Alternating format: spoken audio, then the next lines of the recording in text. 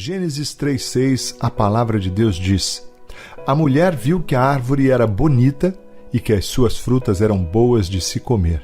E ela pensou, como seria bom ter entendimento. Aí apanhou uma fruta e comeu. E deu ao seu marido, e ele também comeu. Sabem de uma coisa, meus queridos? Como Deus é bom, não é? E como Ele se preocupa comigo e com você. A prova disso é a Bíblia. A Bíblia Sagrada conta todo o conhecimento de Deus se revelando a nós a cada texto, a cada frase. No texto que lemos, Eva decide desobedecer a Deus que havia proibido ela e seu marido Adão, homem e mulher, de comerem do fruto da árvore que ficava no meio do jardim do Éden. No início do capítulo 3, apresenta ali um diálogo entre Eva, a mulher, e a serpente, o animal mais esperto que Deus havia feito. Aliás, esta afirmação já nos traz uma primeira lição, a de que devemos estar sempre atentos aos espertos e sagazes.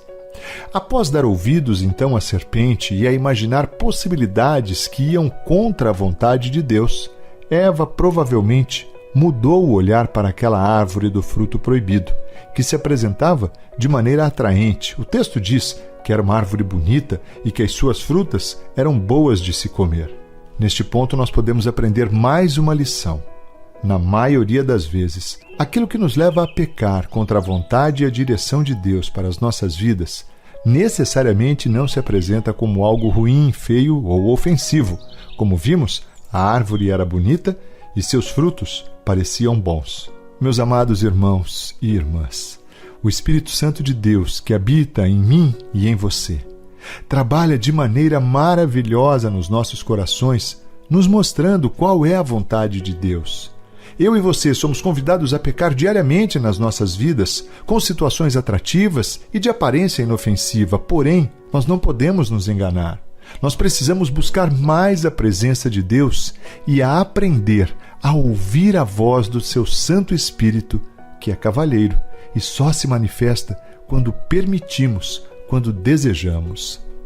Mas algo ainda que eu quero conversar com você é para que se atente ao fato de que Eva estava no jardim de Deus. Ela e seu marido Adão se relacionavam com Deus diariamente. E aí, mais um alerta para mim e para você. E este, talvez, é o alerta mais importante dessa mensagem de hoje. O fato de nós nos relacionarmos com Deus não nos exime, não nos tira da possibilidade de pecar, não nos tira a possibilidade de cair. Pense sobre isso. Apesar do perdão disponível para mim e para você em Jesus Cristo, nossos pecados têm consequências. Lembre-se, um coração grato e humilde tem muita eficácia na luta contra o pecado. É interessante porque o capítulo 4 do livro de Gênesis relata que Caim, que era agricultor, pegou alguns produtos da terra e os ofereceu a Deus. Abel, por sua vez, que era pastor de ovelhas, pegou o primeiro carneirinho nascido no seu rebanho, o matou e ofereceu as melhores partes ao Senhor. Neste mesmo capítulo, a Bíblia diz que Deus se agradou da oferta de Abel, porém rejeitou a oferta do seu irmão Caim, que por sua vez irou-se e fechou a cara. O versículo que lemos, Deus pergunta a Caim: se você fizer o bem, não será aceito? Sabe, me parece de uma maneira clara que o Senhor Deus estava ali falando com Caim e o exortando a fazer e a agir corretamente segundo a direção do próprio Deus. Deus, aliás, que conhece o coração do homem e, no caso de Caim, pouco depois se revelou, matando seu irmão Abel no campo. Sabe, meus irmãos, Deus conhece a inclinação e a intenção do nosso coração. Quando ofertamos, quando o invocamos, quando nos aproximamos e até mesmo quando nos afastamos, Ele conhece o verdadeiro intuito do nosso coração. Em algumas vezes, nem mesmo nós sabemos a nossa verdadeira intenção, mas Ele sabe. Duas lições valiosas que este texto nos traz e eu quero compartilhar com você são as seguintes.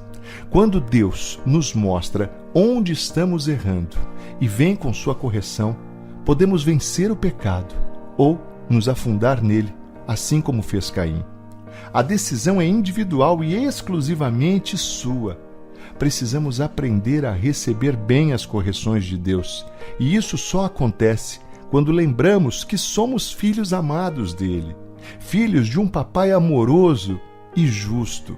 Essa tem que ser a nossa identidade, a fim de recebermos bem as correções do alto, que nos trarão discernimento e produzirão vida em nós. Um outro ensinamento valioso que vejo neste texto é de que, quando oferecemos o nosso melhor para Deus, Ele se agrada. Foi assim com Abel. Mas eu imagino também que você deve estar se perguntando, mas se Abel agradava o coração de Deus, por que foi morto por Caim? E isso também é outra importante lição.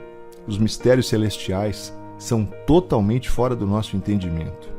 Mas como um consolo real e verdadeiro, eu cito aqui um texto que está na carta de Paulo aos Filipenses, capítulo 1, versículo 21, que diz: porque para mim o viver é Cristo e o morrer é lucro.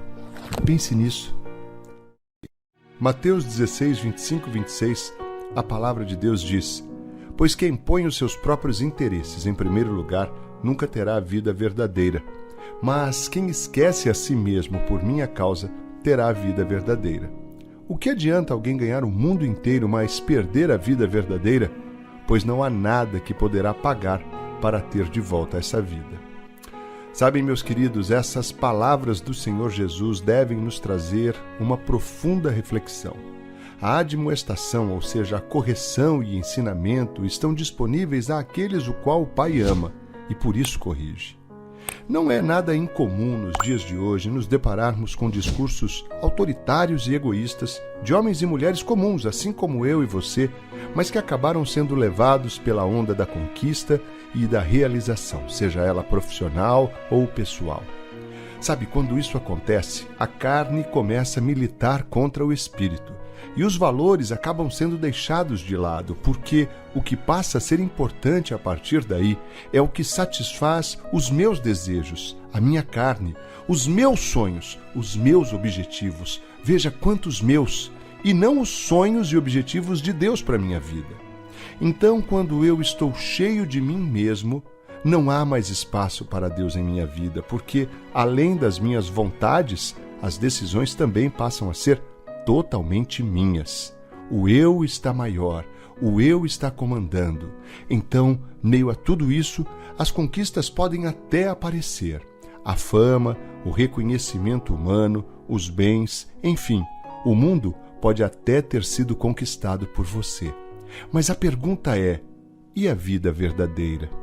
Pois é, Jesus nos ensina que aqueles que põem na frente os seus próprios interesses nunca terão a vida verdadeira, e ainda nos garante que nada poderá se fazer para poder ter a vida verdadeira de volta.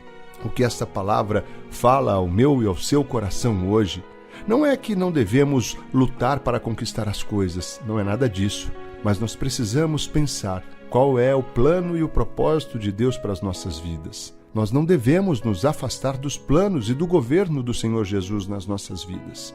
Não se engane, não se deixe seduzir pela fama, pelo poder, pelos recursos financeiros, enfim. Lembre-se de que no conflito entre carne e espírito, quando parece que estamos perdendo, é aí que estamos vencendo com a ajuda do Espírito Santo de Deus. Mateus 13:30, a palavra de Deus diz: deixem o trigo e o joio crescerem juntos até o tempo da colheita.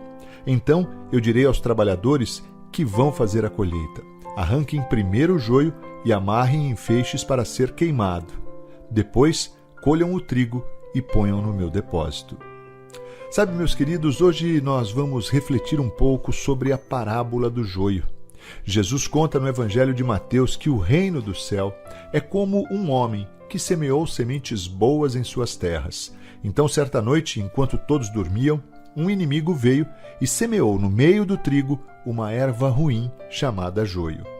Quando as plantas cresceram, formaram-se ali as espigas e o joio apareceu. Os empregados daquele homem então perguntaram como aquilo poderia acontecer se ele havia semeado apenas boas sementes. Então o homem respondeu que aquilo havia sido obra de algum inimigo. Os seus empregados perguntaram para o patrão se ele gostaria que eles arrancassem aquele joio, e a resposta dada é a que nós lemos no versículo 30. deixem que o trigo e o joio cresçam juntos, até o tempo da colheita. Então, aí nós arrancaremos primeiro o joio e amarraremos em feixes para serem queimados, e depois o trigo será colhido e será guardado no meu depósito, foi o que disse aquele homem. É muito interessante que ainda no Evangelho de Mateus, no capítulo 13, dos versos 37 ao 43, Jesus é questionado pelos seus discípulos quando eles já estavam a sós com o Mestre. E eles perguntaram: Mestre, fale mais sobre a parábola do joio. Então Jesus respondeu: Quem semeia as sementes boas é o Filho do Homem. O terreno é o mundo. As sementes boas são as pessoas que pertencem ao reino do Senhor Jesus. E o joio, as que pertencem ao maligno. O inimigo que semeia o joio é o próprio diabo. A colheita é o fim dos tempos. E os que fazem a colheita são os anjos de Deus. Assim como o joio é ajuntado e jogado no fogo, assim também será o fim dos tempos. O Filho do Homem mandará os seus anjos, e eles ajuntarão e tirarão do seu reino todos os que fazem com o que os outros pequem, e também todos os que praticam o mal. Depois, os anjos jogarão essas pessoas na fornalha de fogo, onde vão chorar e ranger os dentes de desespero. Então, o povo de Deus brilhará como o sol no reino do seu Pai. E Jesus termina dizendo: se vocês têm ouvidos para ouvir, então ouçam. Sabe, meus queridos, quando eu ouço uma palavra como essa, eu fico impactado e extremamente reflexivo, que nós possamos verdadeiramente estarmos atentos à voz e à direção do Senhor Jesus para as nossas vidas. Pense sobre isso. Lucas 19, 5 ao 7, a palavra de Deus diz: Quando Jesus chegou àquele lugar, olhou para cima e disse a Zaqueu: Zaqueu, desça depressa, pois hoje preciso ficar na sua casa. Zaqueu desceu depressa e o recebeu na sua casa com muita alegria. Todos os que viram isso começaram a resmungar: este homem foi se hospedar na casa de um pecador. Sabem, meus irmãos, a história de Zaqueu é muito interessante. Zaqueu era um homem rico, chefe de cobradores de impostos que morava em Jericó. Quando ele soube que Jesus passaria pela cidade, por ser de baixa estatura, ele era um homem baixo, ele subiu em uma árvore, uma figueira brava, a fim de não ser atrapalhado pela multidão, pois ele queria conhecer Jesus. Conforme nós lemos, quando Jesus passou por aquela árvore, olhou para cima e chamou Zaqueu, e ele prontamente desceu, e a Bíblia traz que com grande alegria ele desceu e hospedou Jesus em sua casa. Aliás, que privilégio, não é? Eu quero te convidar hoje a refletir comigo alguns pontos. O primeiro é que, mais uma vez, nós vemos uma pessoa se mover em direção a Jesus e ser poderosamente abençoado. Sim, Zaqueu fez um movimento importante em direção a Jesus. E olha, é importante a gente observar que nós não estamos falando aqui de um menino, ou de um andarilho, ou de um cidadão qualquer da época. Nós estamos falando de alguém que tinha uma certa patente, que tinha dinheiro e tinha poder naquela sociedade, e que deixou todo esse glamour de ser chefe dos cobradores de impostos para subir em uma árvore a fim de conhecer Jesus de Nazaré. Sabe, um outro ponto que nos ensina é a não nos preocuparmos com os pré-julgamentos daqueles que estão ao redor, mas que certamente não se movem em direção ao que realmente importa. O versículo 7 que lemos diz que todos os que viram aquilo começaram a resmungar. Este homem foi se hospedar na casa de um pecador.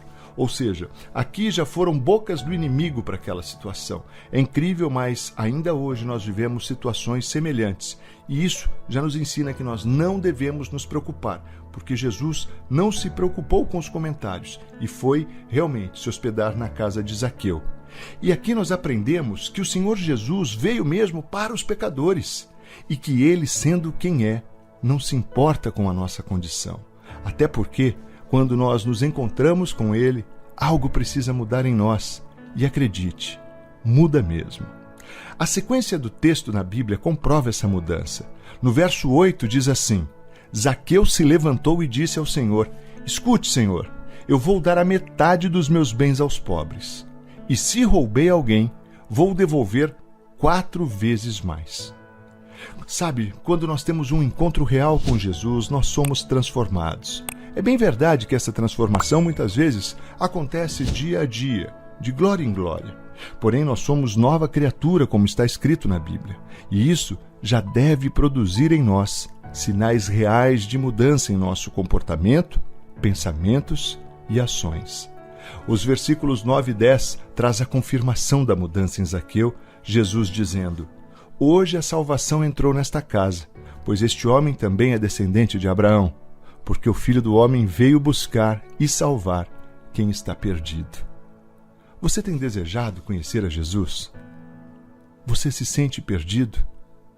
Pense nisso. Vamos orar? Senhor Deus, Pai amado, muito obrigado por esse dia lindo que o Senhor fez. Obrigado, Senhor, por esta palavra tão preciosa ao nosso coração.